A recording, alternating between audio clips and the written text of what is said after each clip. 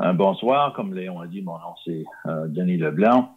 Avant de lire dans la parole de Dieu, on va prendre un moment et prier, après quoi nous allons lire un passage. Notre Père, nous te prions en te rendant grâce pour le Seigneur Jésus. Nous sommes reconnaissants pour ta parole, pour ton évangile, surtout pour... Et nous voulons continuer à te prier donc que tu bénisses ce temps ensemble ce soir et que ceux qui sont à l'écoute pourraient comprendre et croire le message du salut et être sauvés. Donc, nous nous remettons entre tes mains au nom du Seigneur Jésus. Amen. Donc, vous m'entendez bien, Léon? La ligne avait été mutée, je pense, là. Oui, on t'entend bien. OK, merci. Je vais lire un verset, s'il vous plaît, dans Actes chapitre 4 et au verset 12. Actes chapitre 4 et au verset 12. Dans ce verset ici, parle du Seigneur Jésus-Christ et l'apôtre Pierre est en train de prêcher l'Évangile. Puis en parlant du Seigneur Jésus, il dit ceci. Il n'y a de salut en aucun autre, car il n'y a sous le ciel aucun autre nom qui a été donné parmi les hommes par lequel nous devions être sauvés. Maintenant, je veux que vous remarquiez cette dernière expression-là, que ça dit « nous devions être sauvés ». Donc, ce soir, pour quelques minutes, je vais vous parler d'être sauvés. Puis, je vais être le plus simple possible, parce que la pire chose qui pourrait arriver, c'est que je vous parlerai pour quelques minutes, puis une fois que j'aurai fini, vous seriez en train de vous gratter la tête en vous demandant de qu'est-ce que je parlais. Donc, je vais essayer d'être le plus simple possible. Puis mon sujet ce soir, c'est simplement cette question d'être sauvé.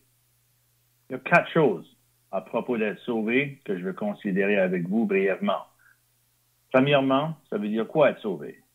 Deuxièmement, pourquoi devons-nous être sauvés? Troisièmement, comment être sauvé? Puis quatrièmement, quand faut-il être sauvé? Donc, je répète, ça veut dire quoi être sauvé? Pourquoi être sauvé? Comment être sauvé? Et finalement, quand faut-il être sauvé? Donc, premièrement, ça veut dire quoi être sauvé? Ça doit être terriblement important parce que la parole de Dieu nous dit que nous devons être sauvés. Dans un autre passage, dans Jean chapitre 3, en parlant d'être né de nouveau, qui est la même chose qu'être sauvé, le Seigneur Jésus a dit qu'il faut être né de nouveau. En d'autres mots, il faut être sauvé. Dans 1 Timothée chapitre 2, on nous dit ceci, que Dieu veut que tous les hommes soient sauvés et parviennent à la connaissance de la vérité. Donc, nous devons être sauvés.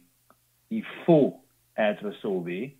Dieu veut que nous soyons sauvés. Donc, c'est terriblement important. Mais c'est bien beau dire tout ça. La première question qui nous vient à l'esprit, puis à laquelle on veut répondre, c'est ça veut dire quoi être sauvé? Il y a beaucoup de confusion à cet égard-là. Qu'est-ce que ça veut dire être sauvé? Ben, juste en langage de tous les jours, être sauvé, ça veut dire éviter un danger, n'est-ce pas?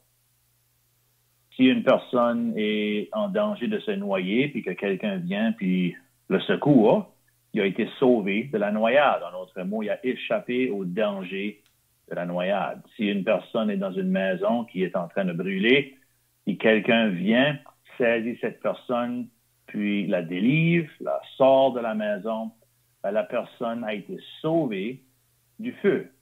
Elle a été délivrée du danger de brûler dans la maison.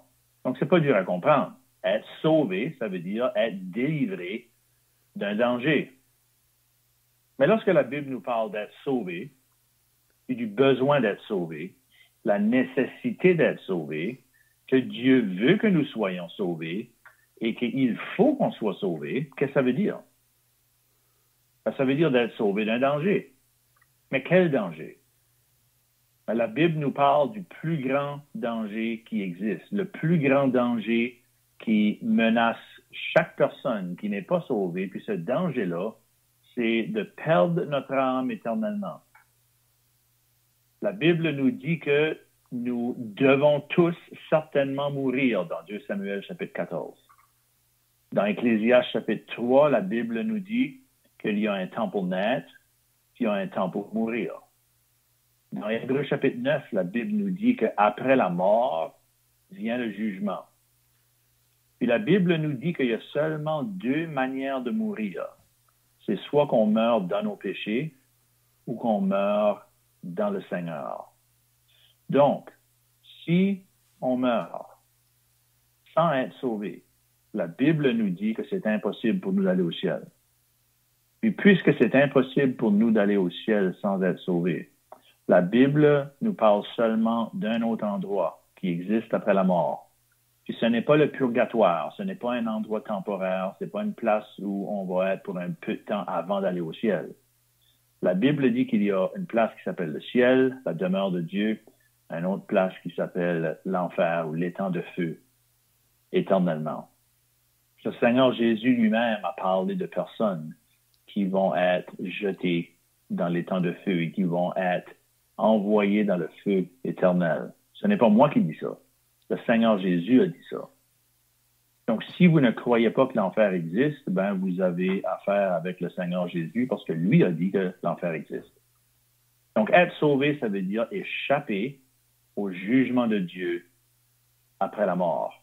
Être sauvé, ça veut dire avoir la vie éternelle. Puis lorsque la mort croise notre chemin, que Dieu nous reçoit dans son ciel. Donc, être sauvé, c'est tout simplement avoir nos péchés pardonnés et être prêt pour le ciel et avoir l'assurance de la vie éternelle. Plusieurs pensent que c'est pas possible d'avoir l'assurance de la vie éternelle, mais la parole de Dieu nous dit que non seulement qu'on peut, mais qu'on doit avoir l'assurance de la vie éternelle. Donc, être sauvé, ça veut dire être pardonné par Dieu de tous nos péchés, recevoir la vie éternelle ici-bas sur la terre et être prêt pour passer dans l'éternité, être prêt pour la mort, être prêt pour l'autre côté. Donc, c'est ça que ça veut dire être sauvé. Et deuxièmement, pourquoi devons-nous être sauvés? Parce que, évidemment, si Dieu veut que nous soyons sauvés, puis que la Bible dit que nous avons besoin d'être sauvés, qu'il faut être sauvés, il doit évidemment y avoir une raison. Mais la raison, c'est ceci. C'est qu'on ne peut pas aller au ciel comme on est. Si on n'est pas sauvé, comme on a dit, la Bible nous décrit comme étant perdus. Perdus dans nos péchés. Une personne qui est dans ses péchés, qui est perdue dans ce sens-là, ne peut pas aller au ciel parce que Dieu n'accepte pas de péché dans son ciel. Le prophète Habakkuk avait dit ceci longtemps passé, que les yeux de Dieu sont trop purs pour regarder le mal. Dieu ne tolère pas le péché. Dieu n'accepte pas le péché. Il n'y a aucun péché qui entre au ciel. Donc moi, comme un pécheur, si je ne suis pas sauvé, je ne peux pas aller au ciel. Même chose pour toi. Pourquoi devons-nous donc être sauvés? C'est parce que c'est impossible pour nous d'aller au ciel dans la condition que nous sommes. Romains 3, 23 nous dit que tous ont péché et sont privés de la gloire de Dieu. C'est pour ça qu'il faut être sauvé. Parce que nous avons tous péché. Dans Romains 5 et le verset 6, ça nous dit que Christ, au temps marqué, est mort pour des impies. Romains 5, verset 8, ça nous dit que lorsque Dieu approuve son amour envers nous, en ce que lorsque nous étions encore des pécheurs, Christ est mort pour nous. Donc, pourquoi est-ce qu'on a besoin d'être sauvés? La réponse est simple. C'est parce que nous sommes des pécheurs. Et comme pécheurs, on ne peut pas aller au ciel dans cette condition. Quelqu'un va dire, moi, je suis pas si pire que mon voisin. ou moi, j'ai ma religion. Moi, je fais de mon mieux. Moi, je fais mes prières. Moi, je lis la Bible. Moi, j'aide mon voisin. Moi, j'ai élevé une grande famille. Moi, j'ai beaucoup souffert dans ma vie. Puis avec toutes ces choses-là mises ensemble, je pense que ça devrait être suffisant pour m'emmener au ciel. Mais c'est quoi le problème avec ça? Le problème avec ça, cher ami, c'est que c'est simplement pas vrai. Il n'y a personne qui peut aller au ciel comme ça.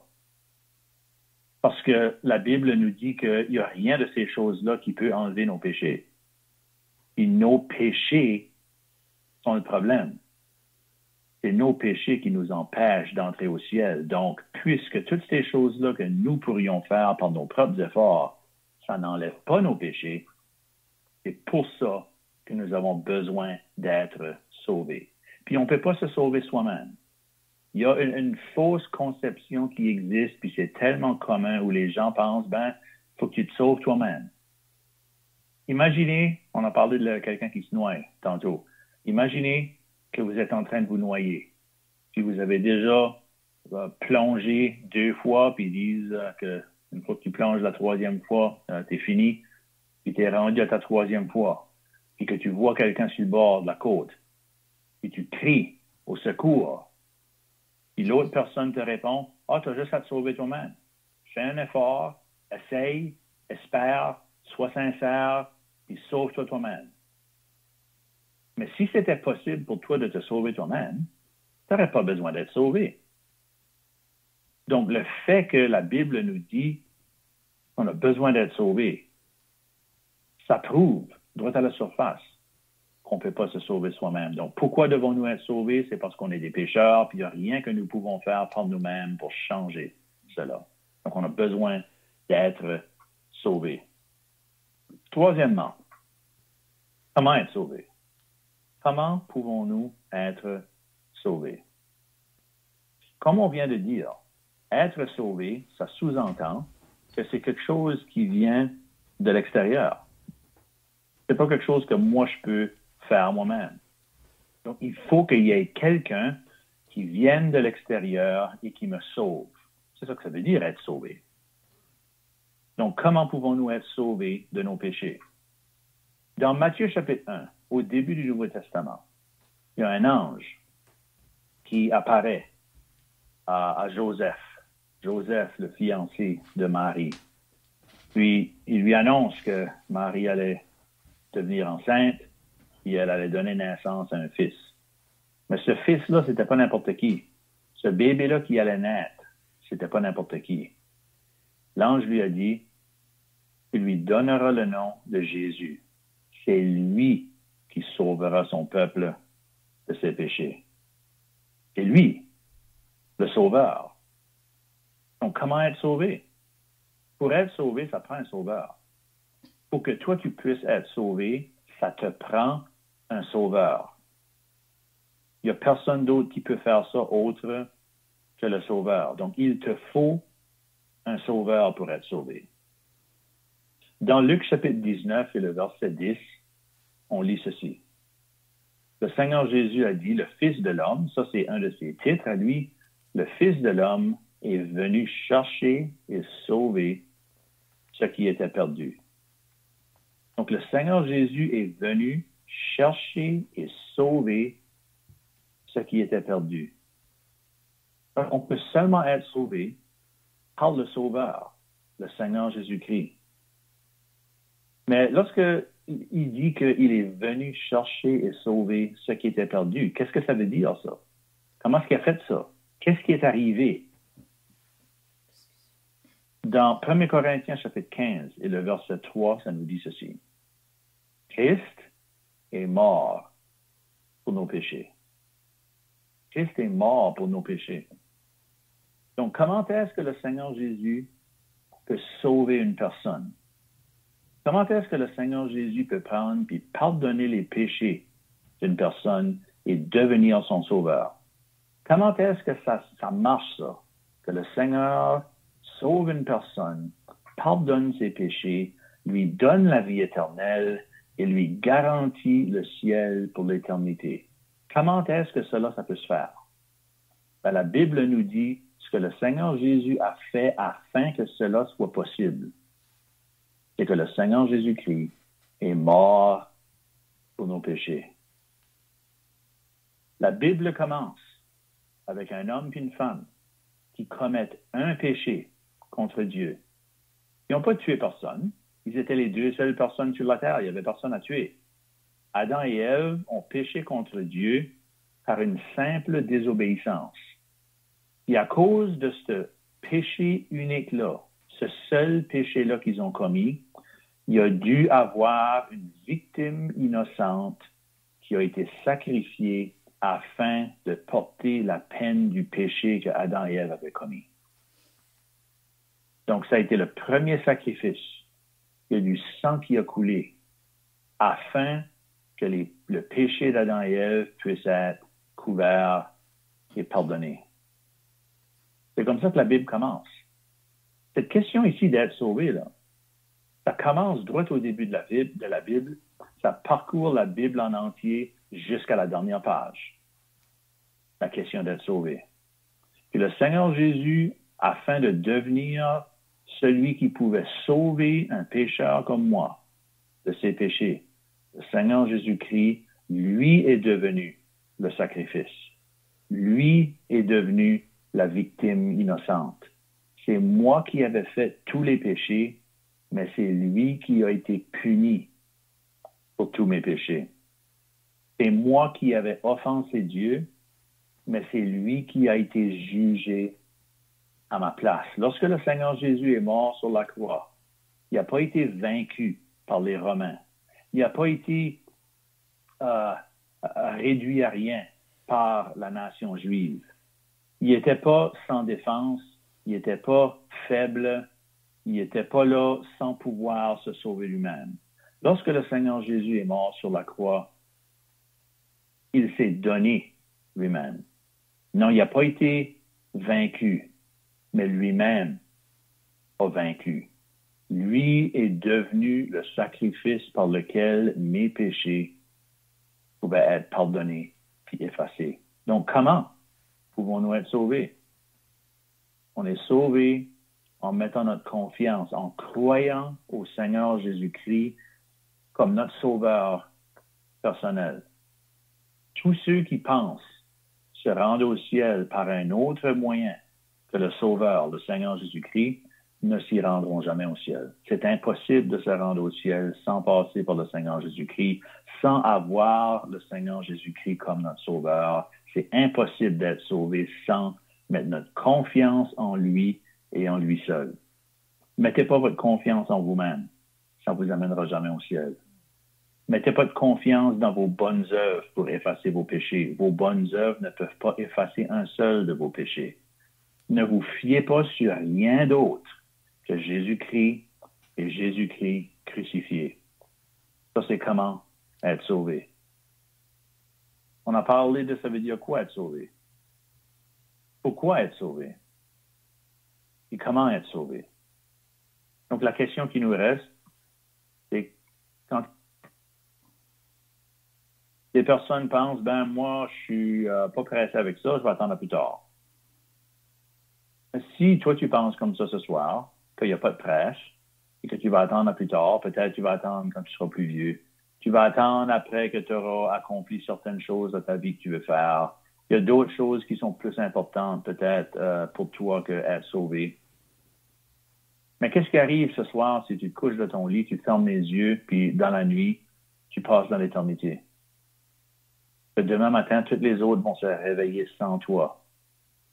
Et que dans quelques jours, toutes ceux-là que tu connais, puis que t'aimes, puis qui t'aiment, vont se retrouver au salon funéraire pour regarder ton corps dans le cercueil. Qu'est-ce que tu vas être? Tu peux pas attendre à plus tard. Tu peux pas remettre ça à plus tard. Ah, tu peux choisir d'attendre, mais ça va te coûter cher. Tu peux choisir de négliger, mais c'est toi qui vas porter la responsabilité pour cette erreur fatale. La Bible nous dit ceci en parlant du jugement, ça dit comment échapperons-nous en négligeant un si grand salut. 2 Corinthiens chapitre 6 et le verset 2, ça nous dit ceci à propos de quand est-ce qu'il faut être sauvé. Ça nous dit que c'est maintenant le temps favorable, puis c'est aujourd'hui le jour du salut. Être sauvé, le jour du salut, c'est pas demain. Le jour du salut, ce n'est pas l'année prochaine. Le jour du salut, c'est aujourd'hui. C'est urgent. Parce que comme j'ai dit, toi, tu n'es pas maître de ton souffle. Toi, tu ne peux pas contrôler ta respiration. Toi, tu ne peux pas décider quand est-ce qu'il va être ton dernier battement de cœur. Toi, tu ne peux pas décider le moment quand est-ce que tu vas quitter ce monde pour t'en aller dans l'éternité. C'est pas à toi, ça. Ça, c'est entre les mains de Dieu. Puis toi, tu ne sais pas quand est-ce que cette date-là, puis moi non plus. Donc, quand est-ce qu'il faut être sauvé? La Bible nous dit qu'aujourd'hui, c'est le jour du salut. Dans Marc chapitre 2 et le verset 10, le Seigneur Jésus a dit ceci, que lui, il avait sur la terre le pouvoir de pardonner les péchés. Donc, quand est-ce qu'il faut être sauvé? Il y a plusieurs personnes qui pensent, moi, je vais attendre, après la mort, je vais arriver devant Dieu, puis Dieu va tout mettre dans la balance, puis là, moi puis lui, on va discuter, on va négocier, puis je pense qu'il va me laisser rentrer au ciel. Parce que je pense que j'ai fait pas pire. Il y a plusieurs personnes qui pensent que le moment d'être sauvé, c'est après la mort. Le problème avec ça, c'est que c'est pas vrai. Être sauvé, c'est quand est-ce le temps d'être sauvé? Le Seigneur Jésus a dit que c'est sur la terre. Sur la terre, c'est là où il faut avoir nos péchés pardonnés. Pas après la mort, mais sur la terre. Donc, il faut être prêt pour mourir avant de mourir. Parce qu'après la mort, il est trop tard. Hébreux chapitre 9, verset 27 nous dit ceci. Après la mort, vient le jugement. Et le jugement, après la mort, ce n'est pas là où, comme j'ai dit, ce n'est pas là où ça se décide si on va au ciel ou non. Cette idée-là que plusieurs gens ont, cette idée-là qui leur a été enseignée par la religion, faussement, qu'après la mort, on va se trouver devant Dieu, puis comme j'ai dit, il va y avoir une grosse balance cosmique avec les péchés d'un côté puis les bonnes œuvres de l'autre. Puis avec tous les doigts puis les orteils de croisés, on va espérer que le côté des bonnes œuvres va être plus pesant. Puis si oui, Dieu va nous laisser rentrer au ciel. Ça, c'est une fable. C'est une menterie. C'est une erreur. C'est pas vrai. La Bible n'enseigne pas ça. La Bible nous dit qu'après la mort, c'est pas le salut. Après la mort, c'est le jugement. Le salut, c'est quelque chose qui prend place sur la terre. Ce n'est pas quelque chose qui prend place après la mort. Donc, quand est-ce qu'il faut être sauvé? C'est pas plus tard. À la fin du livre des Actes, il y avait un homme qui a dit ceci. Tu vas bientôt me persuader de devenir chrétien. Il a dit bientôt. Mais pour lui, il était prêt à attendre à plus tard. Puis on n'entend jamais parler que cet homme-là a été sauvé. Il a dit, je serai sauvé bientôt. Mais il n'a jamais été sauvé. Le jour du salut, c'est aujourd'hui. Donc, je vous laisse avec ça. Ça veut dire quoi être sauvé? Pourquoi être sauvé? Comment être sauvé? Puis quand faut-il être sauvé? S'il vous plaît, prenez ces choses à cœur, puis on espère que vous serez sauvés avant qu'il soit trop tard. On va prier. Notre Dieu, on te rend grâce pour ton évangile et on te prie que tu bénisses tous ceux qui ont écouté ce soir. On te demande de sauver ceux qui ne le sont pas et qui viennent d'entendre comment être sauvés et pourquoi être sauvé et quand être sauvé. Nous nous remettons donc à toi et nous te remercions pour le Seigneur Jésus-Christ, le Sauveur des pécheurs, et nous te prions en son nom précieux. Amen. Amen. Merci d'avoir écouté.